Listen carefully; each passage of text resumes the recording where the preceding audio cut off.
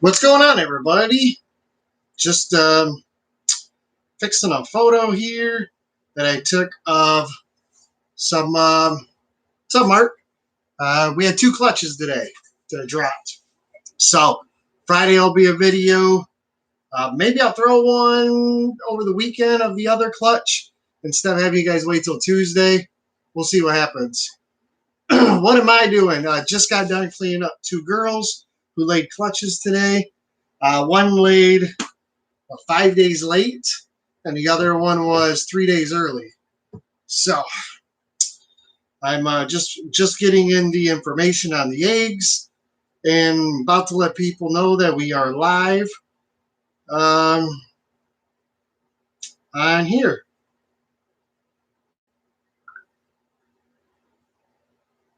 Let's see, 2.com. So how's everybody doing right now? You guys doing good? Whew, I am hot today. I just had a big dinner. Feel like I need a break from this room. Woo wee. Oh, let's see what's going on. What's going on? What's going on? Holla. What's good, everyone? What's going on? What's going on? What's going on? Oh my gosh. So we got Mark, we got Melinda, we got Thomas, Lou Balls. Grab your balls. Played with the rats. Yeah, I ain't got a chance. Jamie is out with the rats today. That's kind of her thing anyways, but man. Small Town Exotics, by the way. For those of you who haven't followed him, you should. Shane's a good guy, or seems to be a good guy. And,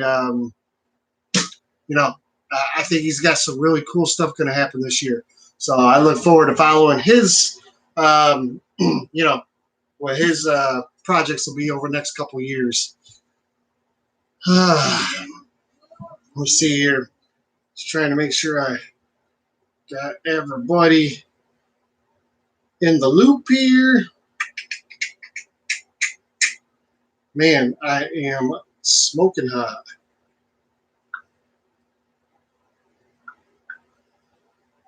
I need to change my name on here.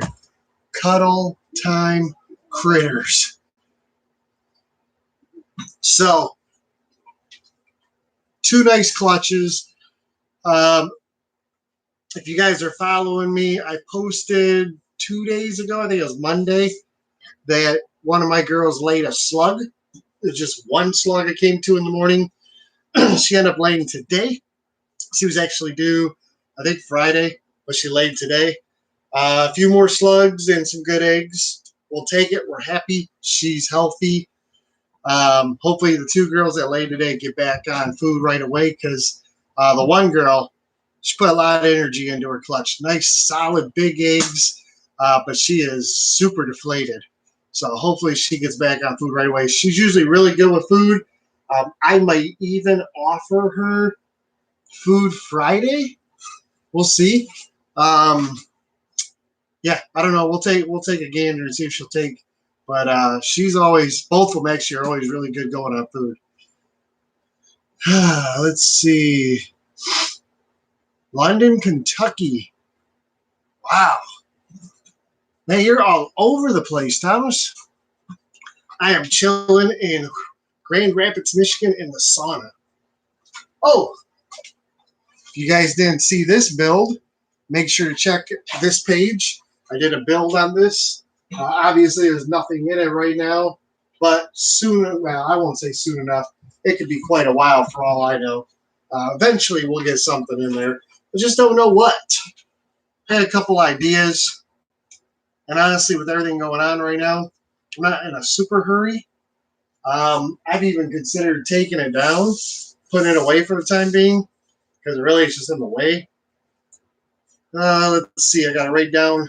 So, Those of you that don't know, this is my breeding board. So this is what I'm currently pairing. Green is the males, red's the females. These are the animals that have laid, so I got right 2 more there.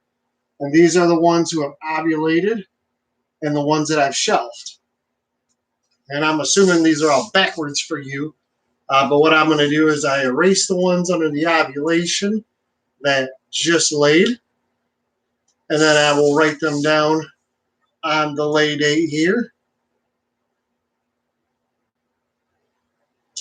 Oh, what is the date today? Today is May 6th. Let's see. So there's that one. And I have, let's see, we've got another one due to lay, I think in like a week, maybe this weekend, 13th. So yeah, 7 days, a week from now.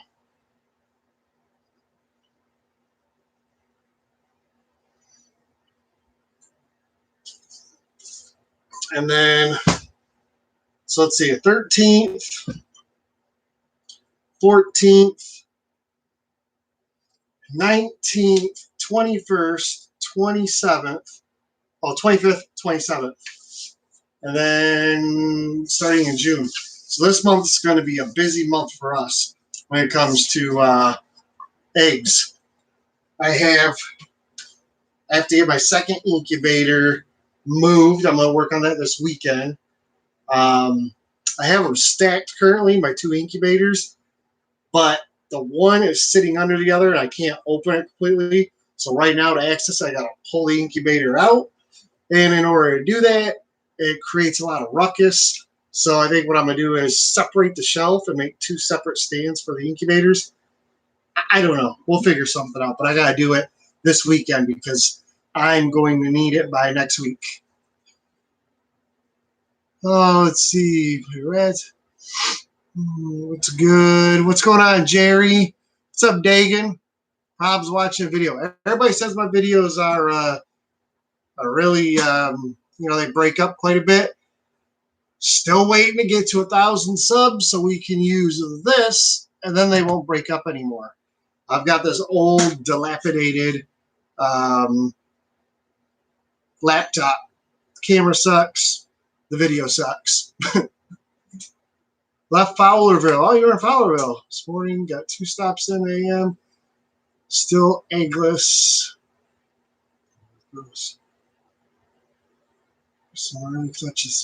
What's going on, Courtney? You know, we had a late season too. Typically, our first clutches lay in, well, I say typically. This is our 2nd year. So last year, we had our first clutch in March. I didn't get a first ovulation until March. And our first clutch was laid on 4/8. So less than a month ago was when our first clutch laid. Is that right? Yeah, that's right. Yeah, 4/8. So then 4/16 looks like 4/24, and 2 today on 5/6.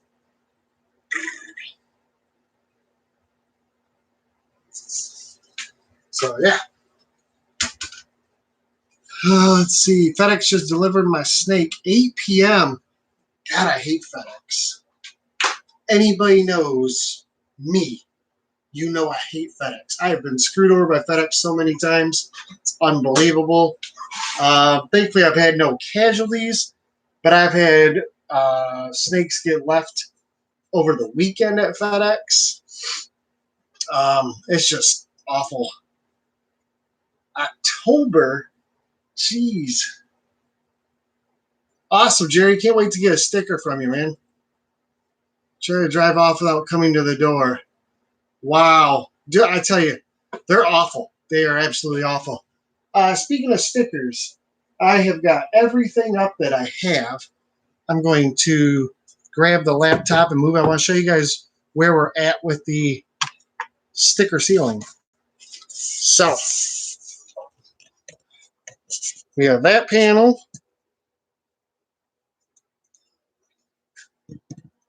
We got that one. And we got that one.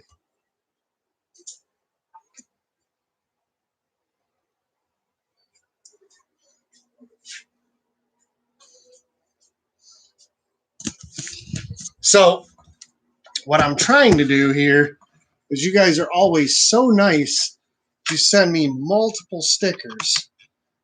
What I would really like to do is I'd like to get the board up, all the boards up with one sticker from all of you.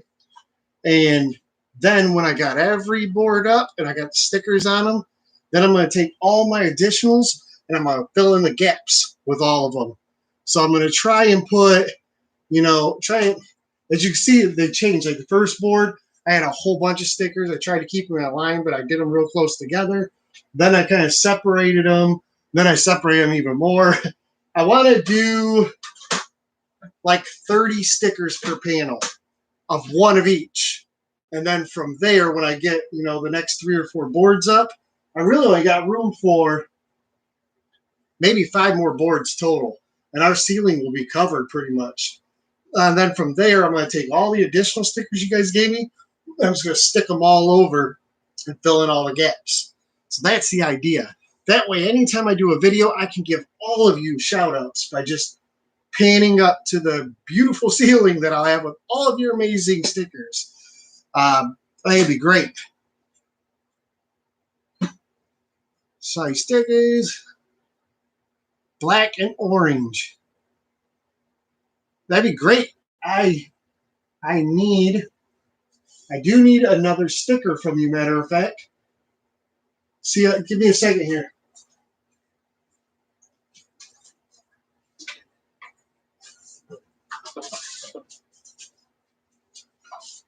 All right, so for those of you who are kind of new to following me, or at least, checking everything out, this was our sticker board.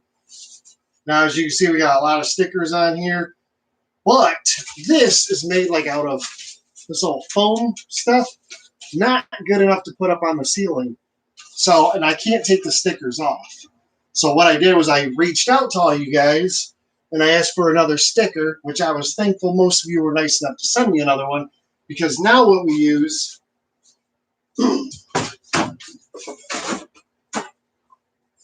these hard ceiling tiles, basically. Well, I think they're ceiling tiles. And then we're going to put, we put stickers on them that way. And then I can nail these actually to the ceiling or screw them to the ceiling. So that's the plan.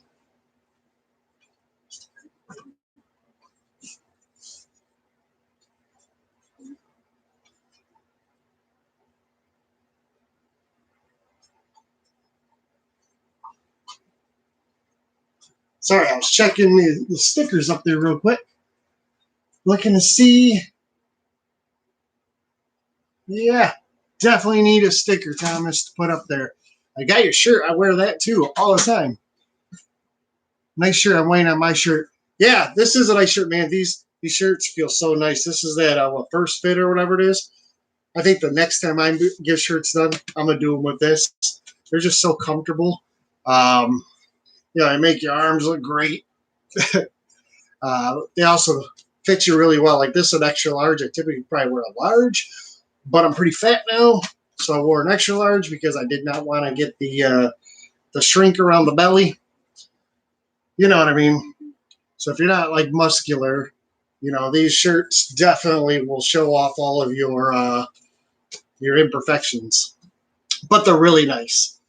And they breathe pretty well. However, man, can you even breathe well when it's 80 degrees and humid? Ah, shoot, man. I am beat today. I am absolutely beat. I wish I could turn this around and show you some of these girls who are getting ready to lay. I'll have to take some photos. Like this pinstripe girl, she is absolutely massive. Massive. Same with the Hep High girl. Man, I want her to give us like a dozen. She's just huge. And then we got this pastel pie girl from JKR. who looks great. She's a little girl, you know, maybe we'll get 4 or 5 eggs out of her. Our black pastel yellow belly is going to go this year. She's good to go in about a week and a half, 2 weeks. You know, man, hopefully we get a couple from her. A couple good ones. This pastel vinyl Enchi, that's going to be a nice one. And of course, the scaleless blue-eyed leucistic. That is another clutch that's up there for me. So it's a scaleless head, lesser Mojave. She was bred to a scaleless head Mojave gold blush. So obviously we're hoping to get scaleless blue-eyed leucistics. Maybe we'll get lucky and get a Mojave gold blush scaleless or a gold blush anything scaleless. That would be sweet. I don't know if anybody's done. I don't think anybody's done a gold blush scaleless. That would be cool. I mean, here's the male. If you haven't seen him, I've shown him off, but I love this guy. This camera's not going to do justice with his color, but he literally is gold in here. Like the colors are gold, not yellow, but gold. I can't show it to you. I will have to take a picture and put it up on our Facebook page and our Instagram. I mean, he is stunning. So if we get lucky and get a gold blush scaleless, that'd be sweet. Let's see. I got one due tomorrow, but I don't know if she will give them up or not. Dude, this last one, yeah, she went like 5 days past. I think she was at day 35 or 36. Wiped it off of her. Trying to think. 29th, 5, 6. Yeah, she was either 6 or 7 days past. So, and she gave us 5 good eggs. So make sure to look for that video on Friday. I'll tell you right now, for the time being, I'm going to separate the 2 videos. I'll give you one on Friday, probably one on Tuesday. Once we start getting more of these clutches popping up every day or two, they'll be coming out more often. But Friday, don't miss that video. That girl, she is probably, she's in my top 3. She might be my most anticipated clutch of the year. I can't wait for you guys to see. She did a great job. Took a lot of energy out of her. I'm so happy she went. It's gonna be great. It's gonna be great. So yeah, roughly 55 days from today, we'll know what's going on in these eggs. Matter of fact, I'm gonna look here at the calendar. Ugh.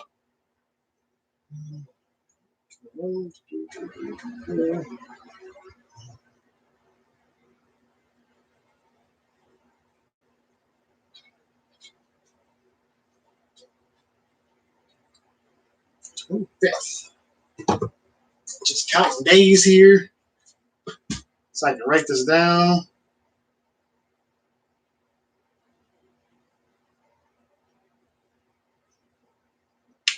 There we go. So anyways, enough about me.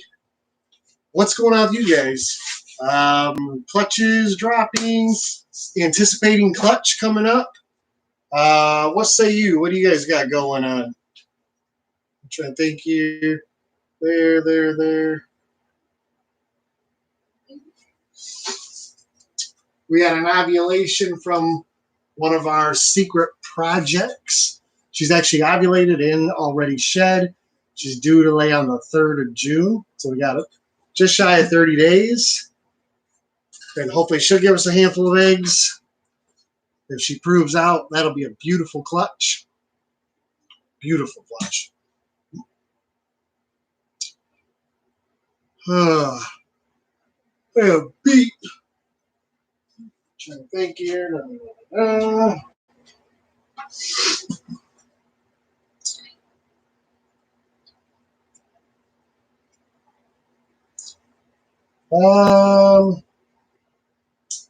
Is going to show off an animal tonight, in particular, but I don't remember who.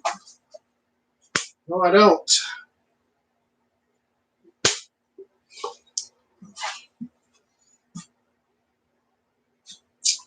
I will show you this one.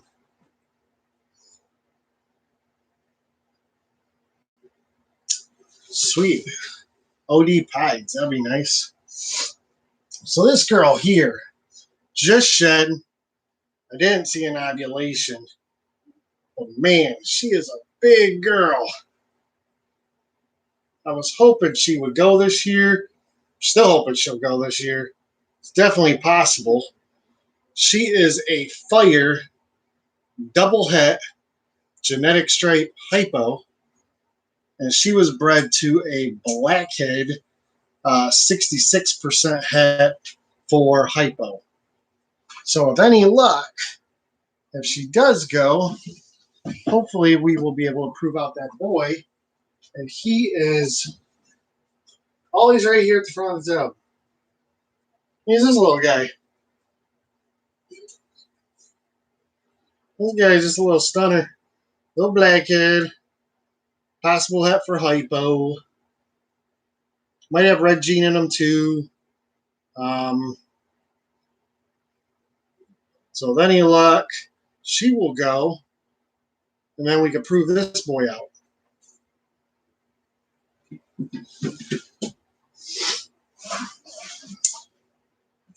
Glowing, looks like a fire. She is a fire. Yep, she's a fire. Absolutely stunning. She shed like 2 or 3 days ago. Thank you. Yeah, she is beautiful. Last year she did give us fire. Actually, we got, because of the male, we got Firefly genetic stripes, like this one right here. And you need your tub cleaned. This is a Firefly genetic stripe, and she is possible het, 50% possible het for VPI exanthic and for hypo. So hopefully this girl proves out, because that'll be amazing.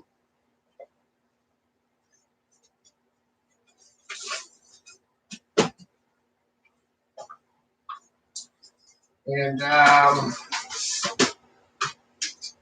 just got to lay a liner in here because she had made a little bit of a mess. And I don't want to put her back in a dirty tub. Same with her water here. Where are we at?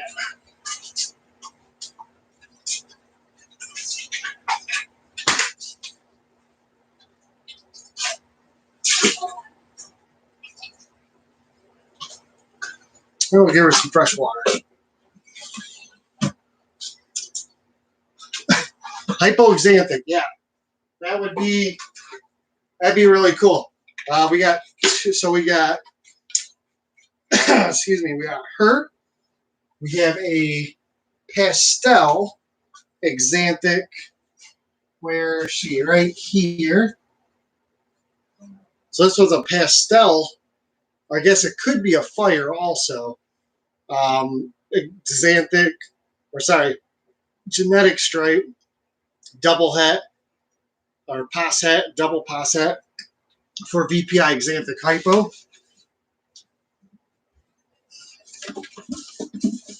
So we've got these two.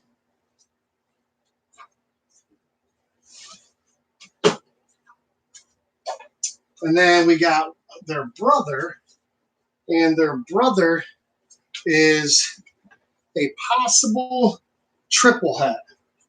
So he is 100% het for genetic stripe and double 50% het for VPI exanthic and hypo. So really, really cool odds there. Can't complain at all. I'd like to probably going to pair him to his mother. Actually, I'll probably pair him to his mother and the other double het. That way I could try and prove out the exanthic and the hypo the same year. Because if he proves out both exanthic and hypo, he'll be a triple het. And I mean, that's going to be a game changer. He'll be great to put to these girls then when they get up to size. So next year, he'll probably be going to both those girls.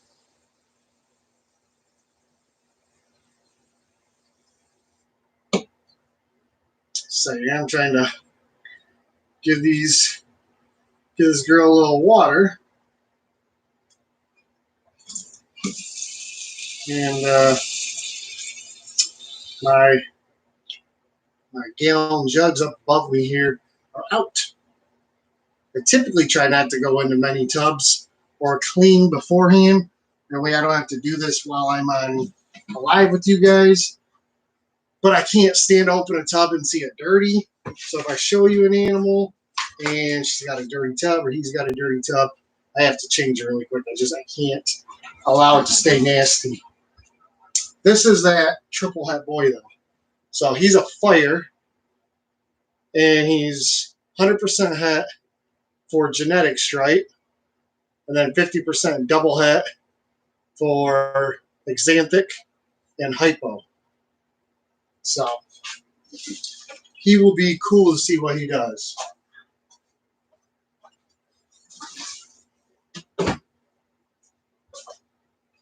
Gonna be a fun year proving hats out next year. We got a handful of hats that we're gonna try and prove out next year. Unfortunately, that means it could be a very normal season, if you know what I mean. A lot of normal ball pythons potentially. But hey, you know what? Sometimes you got to make normals to prove out the hats.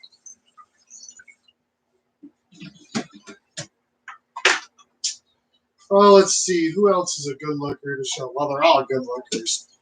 We don't invest in none that aren't.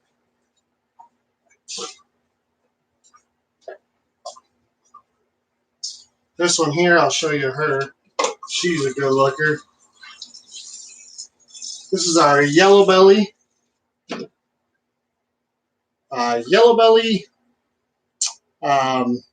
Spot nose.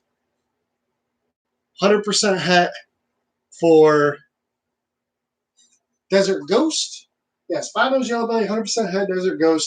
66% het for hypo. So she's got a cool little mustache and like jagged teeth, black print on her head. She's beautiful. I got a couple pictures on her Facebook of her. She's stunning.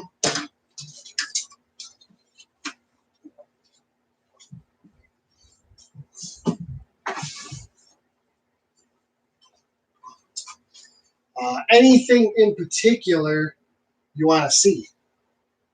I got a little of everything, I guess. Not a little of everything, but some of you know what I've got. But I gladly show off all the animals here. I got this one here, which is a yellow belly Desert Ghost. And she is, that's it, yellow belly Desert Ghost. Beautiful. Yes, I can explain the 66% het. So the way that works, your animals, second here.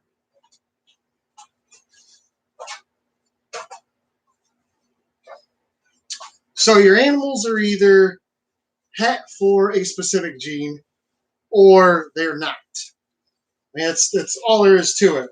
There really is no percentage of heterozygous besides 100% or 0%. What the 66% means. So if you breed a het, let's say in this case, the male is a het Desert Ghost and the female is a het Desert Ghost. They would be 100% hets, okay? Anything that's not Desert Ghost would have a 66% chance of being Desert Ghost, okay? So because you got to figure the male and the female both have to throw Desert Ghost to make a visual, so you need one of them to throw it out of the two to be 100% het for Desert Ghost. But your chance of that happening is 66%. Now, if you have, let's say, a male that's het for Desert Ghost and a female that is like a normal, then that clutch would be 50% het for Desert Ghost. And again, that's each egg. So each animal has a 50% chance of carrying the Desert Ghost gene, being heterozygous for Desert Ghost. So once you prove that animal, you either prove or disprove if it's Desert Ghost. So basically, what I would recommend doing is you take that 66% or 50% het and you pair that with a visual Desert Ghost. After, in my opinion, 2, I guess if you're really hoping, 3 pairings, if you don't get any Desert Ghosts out of that pairing, then you know that, or you should basically admit to yourself that that offspring is not het for Desert Ghost. If they do produce a Desert Ghost, then it's 100% het for Desert Ghost.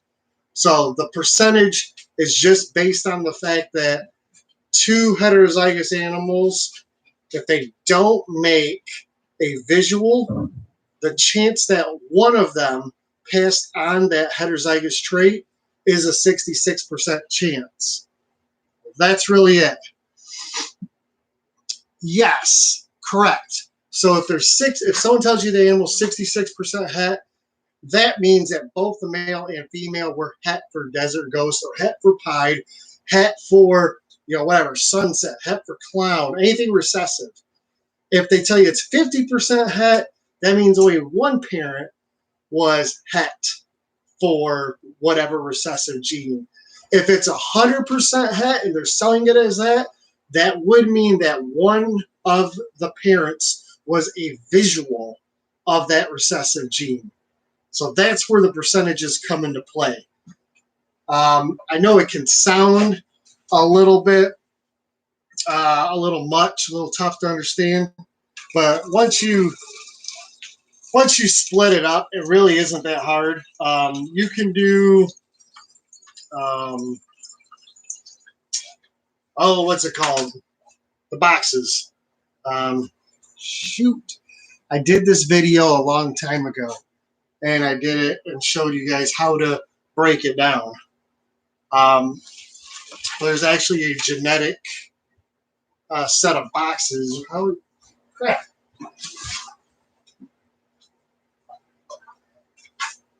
I will have to look up here. Yeah, Punnett square. Punnett squares.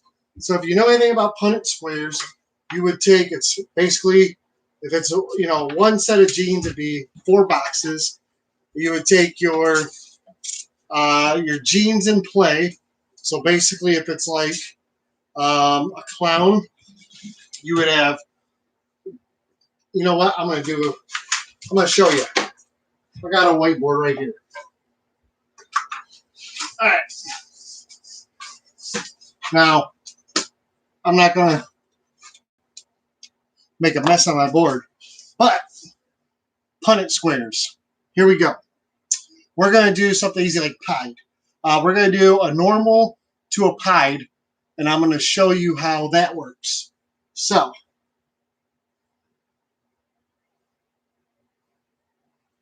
we'll go normal, normal, pied, pied.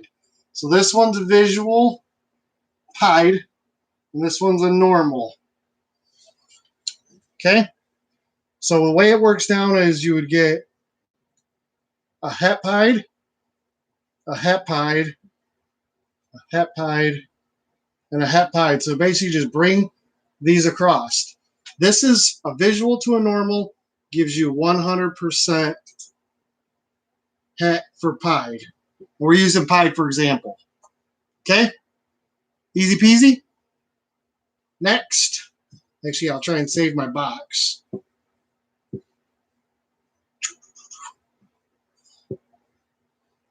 Now we're going to do a het to het pairing. So we'll say pied again, okay? So het pied. So you're going to have a normal gene and a pied gene. A normal gene and a pied gene. So this is where you get the 66%ers. So these two here create a normal. Sorry, I was going to write normal. That wouldn't be correct. A normal. This one's going to create a normal.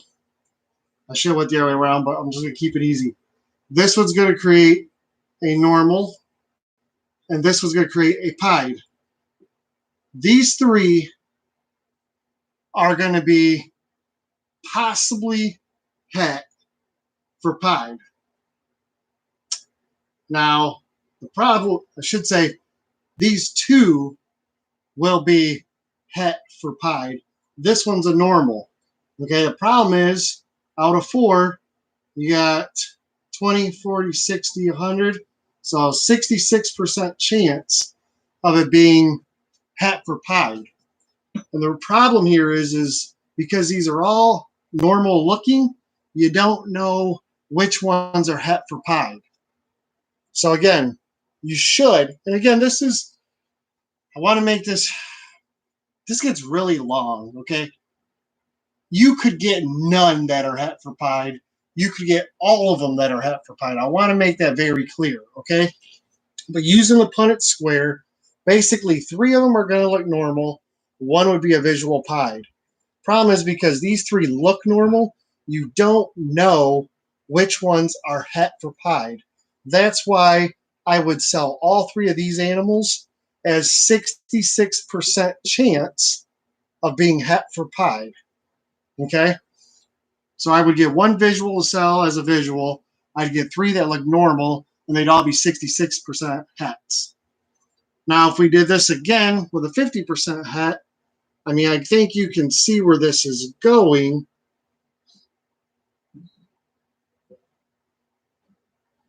But what you're going to have is 1 normal parent and 1 het parent. So you'll get normal to normal. So you'll have a normal baby. You'll have another normal baby. Here you'll have a het pied. And here you'll have a het pied. Now again, all of these are going to look normal. There's no visuals here. 2 of them are het for pied, but you don't know which one out of them. So your 50% chance in the babies that you're selling will be het for pied. That's how that works. So very quick, very simple way of looking at it. Hopefully that helps a little bit. I did a video some time ago, like a year and a half ago. It's a pretty crappy video. It touches on it pretty good, but it leaves out a lot of information. But yes, it is the odds. It is the chances of getting a het pied. So that's why there's the 66 or the 50%.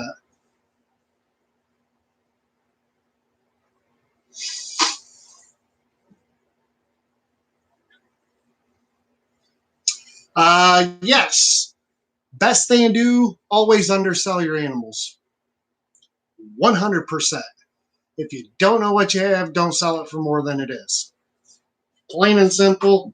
That is the number 1 answer, in my opinion, the only answer. If you, especially with champagne or blue-eyed leucistics, another one. For instance, if I make a, don't matter scaleless or scaleless head or just a bell in general out of that pairing, if it's just a white snake, you can't see any pattern, obviously. I don't know if it's got gold blush. I don't know what it is. I'd be able to tell if it's a scaleless head. I'd be able to tell if it's scaleless, but I won't know any other genes. All I'll know is it's either a lesser Mojave or a super Mojave. I will say super Mojave blue-eyed leucistics typically have like a gray or purple head on them. Lesser Mojaves do not, but like I won't know if it's gold blush or anything like that. I have a female, matter of fact, right here. Where's she at? Right here.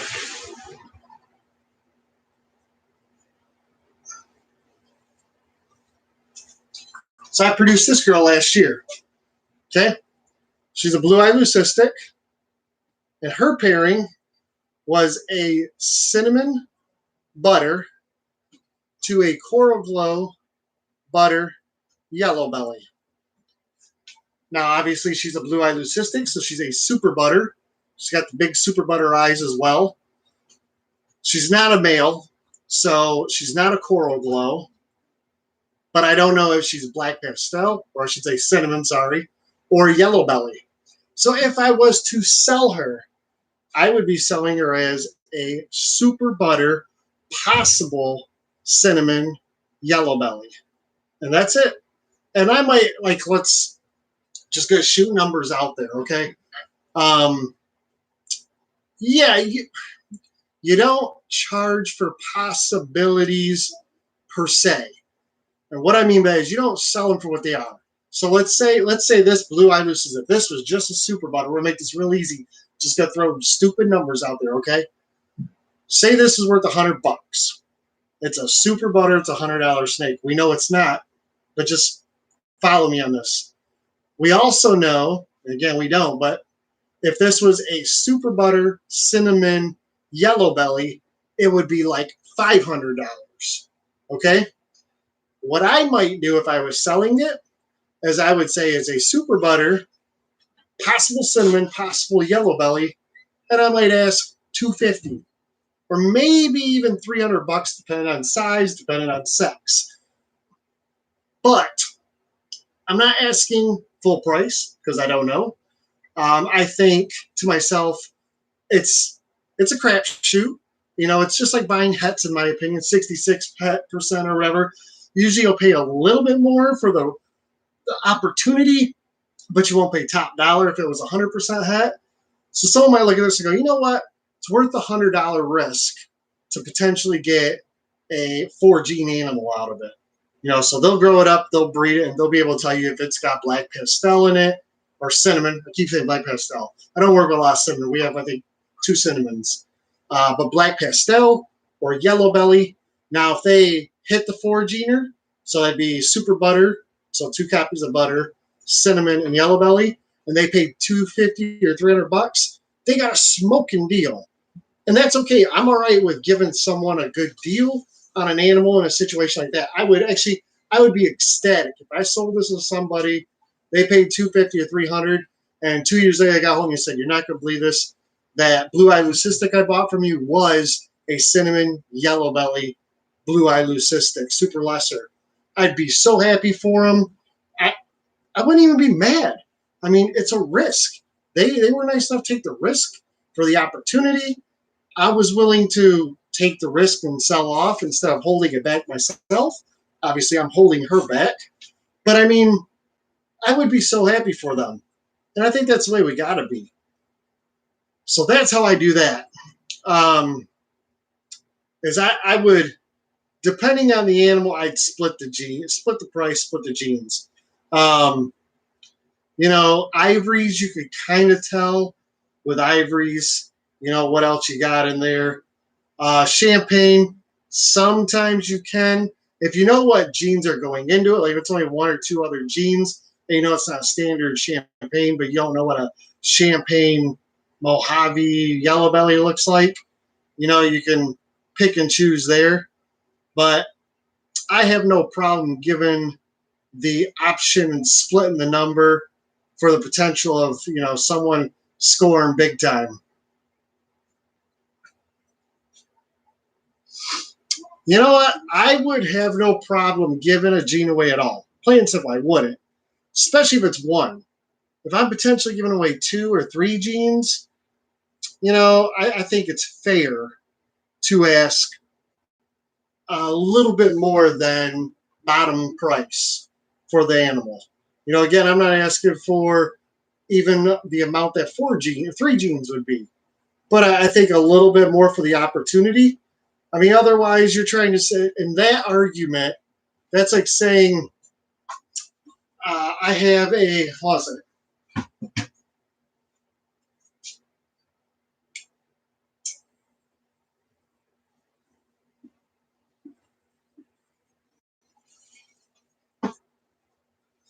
I want to put that girl back. So, in my opinion, that's like saying,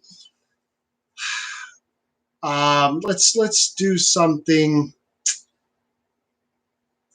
Okay, let's say sunset. Okay, let's say a sunset gene. It's a really expensive gene, so it's a perfect one to use. A normal ball python's $50. A sunset gene, sunset animal is a couple grand, $3 now, $4, whatever they are. 100% het sunset is probably $1,000, or maybe even more, depending if there's other genes involved. About $1,000. So you're trying to tell me if someone had a het-to-het pairing and they create a 66% het sunset, they should sell it to you for $50 because it's a normal? I disagree completely. The opportunity there is really good. And with that being said, your chance of losing is better than not. I would say it's a couple $100 animal, maybe even $500, really. And yeah, it is a risk to take. And if you don't like the risk, then don't buy it. I get it. But I sure as hell wouldn't sell a 66% het sunset for $50. Well, that's right there. That's the point. You wouldn't buy it. But those that would not expect to buy it at $50. So that's what I'm trying to get across here is the chance is not for everybody. Some people want to just spend the big money and buy the visuals, or puzzle, or whatever. It don't matter what gene. I was thinking of a gene that's worth money. If someone says pied, no one's gonna pay $200 for a 66% pied anymore. But something expensive. If that girl is a black pastel yellow belly super butter, I don't even know what that goes for, but I'm telling you right now, I bet she's a $600-700 animal, probably more than that. Especially as a female, especially if she hits 700 or 800 grams, she's going to be expensive. So she's way worth $200 the way she is, $300 the way she is, in my opinion. I'm a betting man when it comes to that. I don't always have the money to drop $5,000 on a new gene, but I'll drop $1,500 on a pair of 66% hets and take my chances. And if I get bummed out on it, well, it was a chance I took. But if I hit it, then I killed it. Oh yeah, exactly. Right. Well, that's what I'm saying, Jesse. So see, yeah. Yeah, oh, exactly. And this is everything, guys. I am very, very much a believer, and I want to make sure everybody else is a believer in the fact that you're the one putting your money at risk on anything you do here. Anything. Don't think that any of this here is given. It's not. You can have the best racks. You can have the best animals. You can have all the coolest genes. That thermostat fries. This rack right here, it's probably over $10,000 worth of animals right there. Easily over $10,000 worth of animals right there. That thermostat fries, and I smoke all those snakes. But that's the chance I take by putting them in here with a thermostat on heat and leaving the house.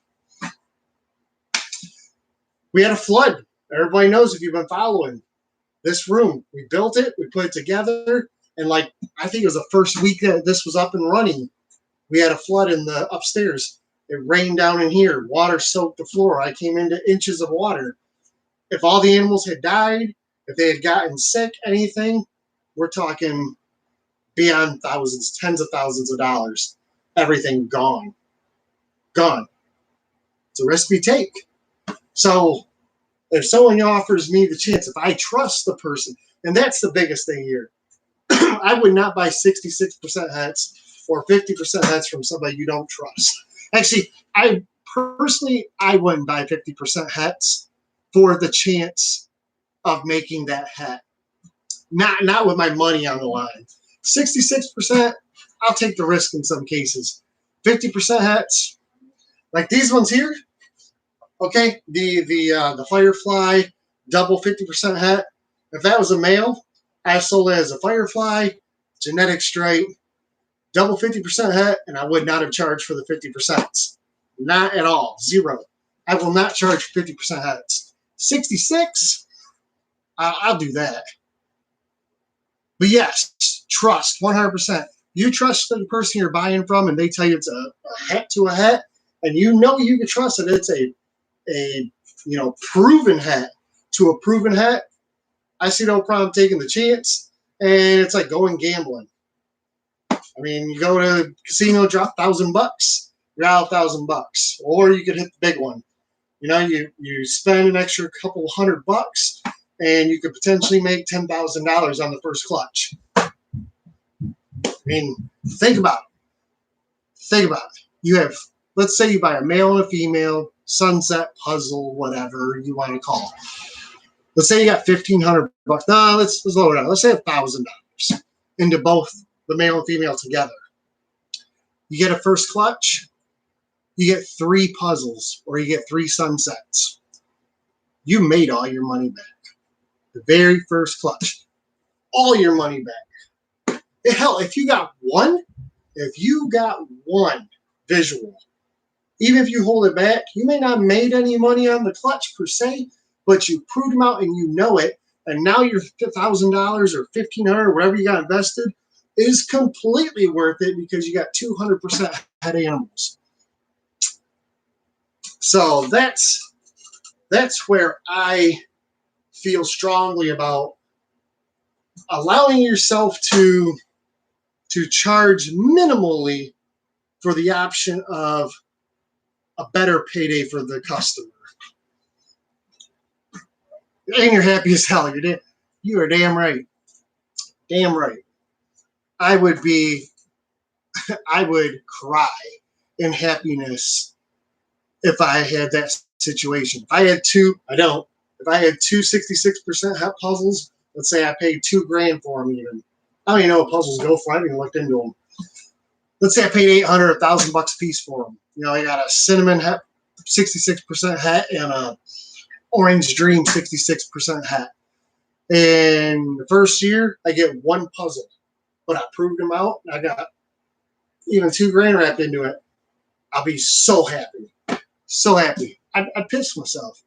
I would laugh. I'd cry. I'd be ecstatic. So be willing to enjoy this a little bit. Be willing to try. Put something on the line every once in a while. You know, I know. Okay, we do drawings every once in a while, paid drawings, pretty often actually, and I always get people tell me I never win. I don't want to throw $10 in because I never win. And I know I'm getting off on something here, but or it's $15. I never win. And then they go, well, what the hell? It's $15. I won't eat out this week. And all of a sudden they win a $500 rack, $400 thermostat, $1,000 snake, whatever it may be. You guarantee your ass they're happy as hell they put that $15 in. And I know $15 is a lot less than $500, but it's still a gamble. It really is. Someone has to win. You're right. No risk, no reward. I will never tell anybody to go broke in this hobby. If you don't have the money, don't do it. Don't get involved in raffles. Don't get involved in drawings. Don't get involved in buying pets. Don't spend your money on things you can't afford. You can make money in this hobby, but it takes time. It takes a lot of time. Matter of fact, I'll tell you right now, secret, if you don't already know, you'll make more money in rats than you'll ever make in snakes. Well, I won't say ever make in snakes, but you are guaranteed to make money in rats over snakes, for sure.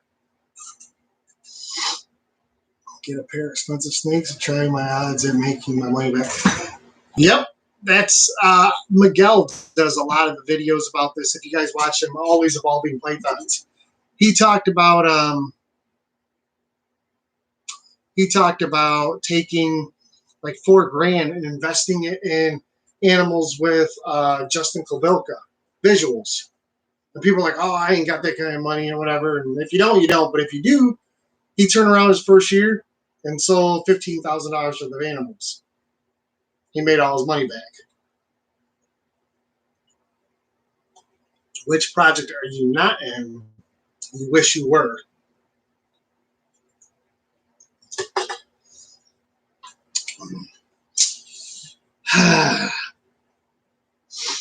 There's a lot, actually.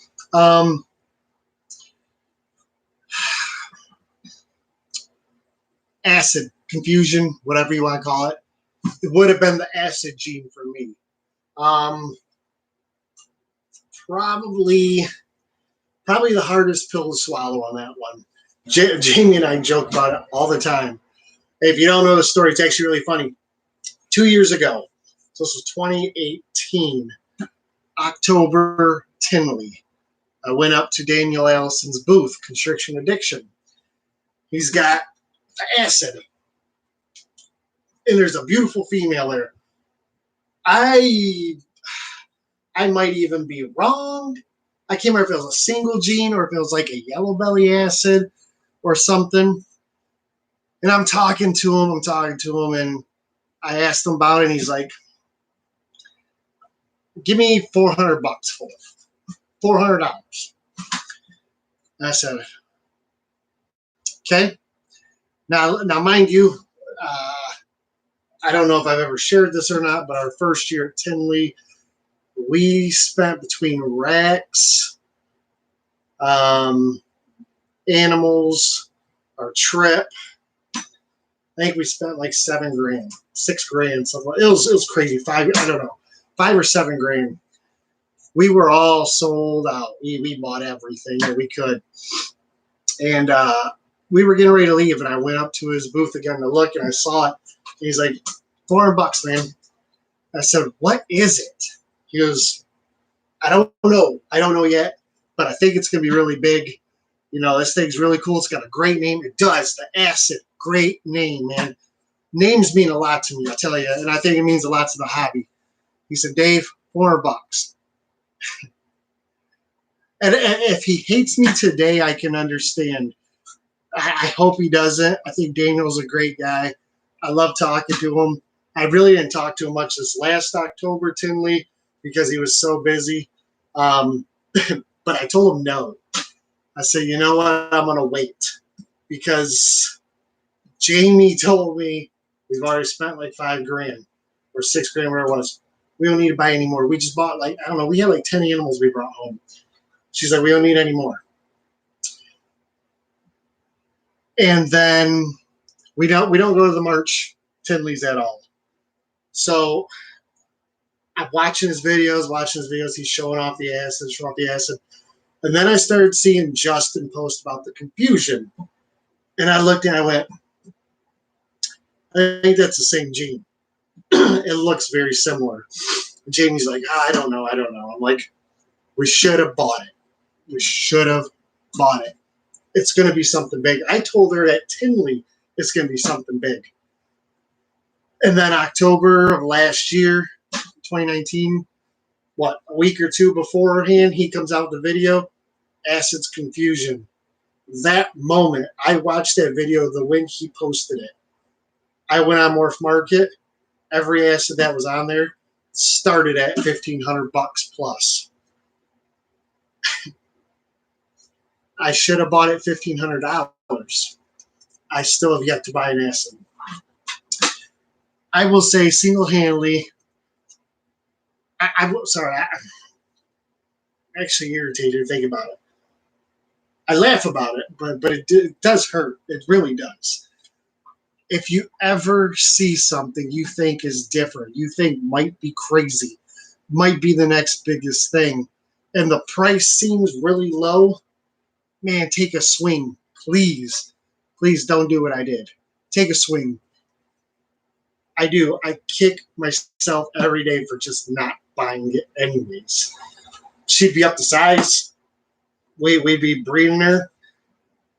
And we'd be putting a lot of things to it.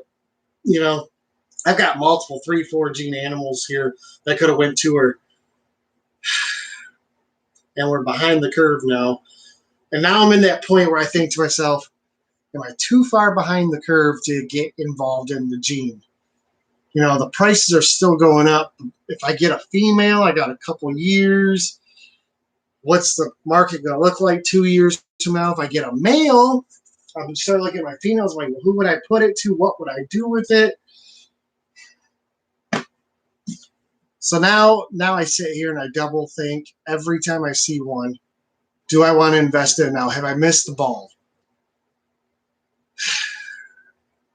So, with that being said, we invested in the Marvel project. I know there's not a lot of people working it. I think it's a high chance that the Marvel is something else. But it's really cool. I think it's got a lot of potential. And we've got 2 females and a male. And I've got ideas of what I want to do with all of them. So that being an incomplete dominant gene as well, I hope to put it to a bunch of the male, put it to a couple girls, and get some 3, 4, 5 gene combos in with them. We'll see. But I will say this. We haven't gone public about it yet, and I'm not going to go public about tonight. But October Tinley last year, Jamie did invest in a new gene. She spent a lot. Well, we spent a lot of money.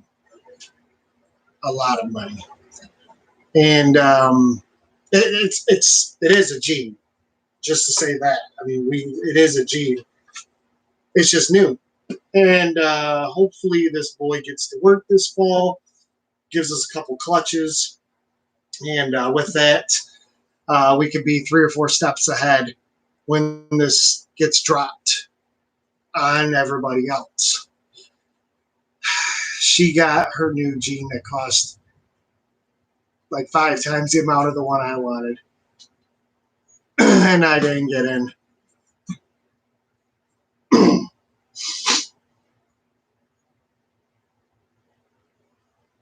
Hatari stuff. I never even heard of Hatari. Or Small Town knows who bought it out. I don't even know what you're talking about. What is Hatari?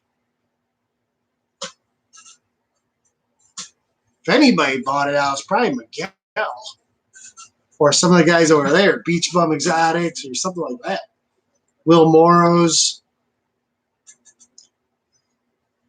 All right, guys. Now that I have shared my disappointment, Sean Bradley started that. Huh. The Hatari line? I'll have to look into it tonight.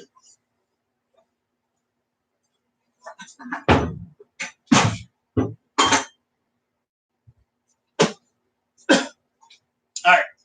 I've shared my sorrows with you guys. It's now 9 o'clock or a little after. I'm going to go rest, relax. I got a long day tomorrow at work. Then I need to get up early, come down here, clean some tubs before I go to work.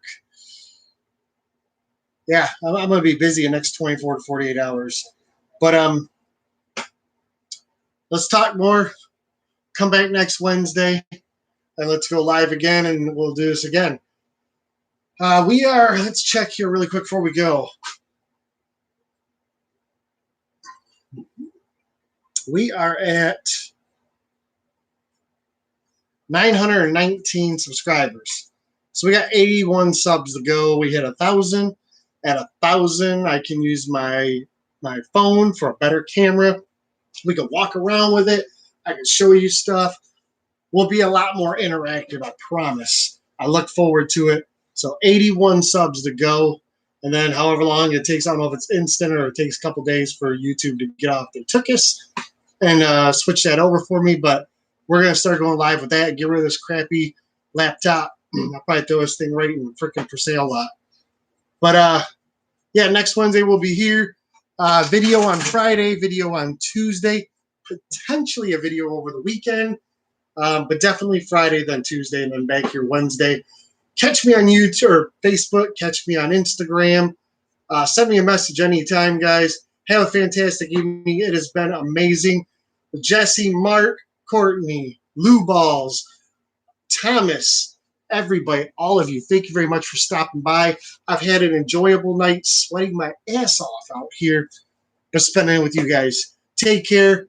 Be safe out there. Stay healthy. And we'll talk to you later.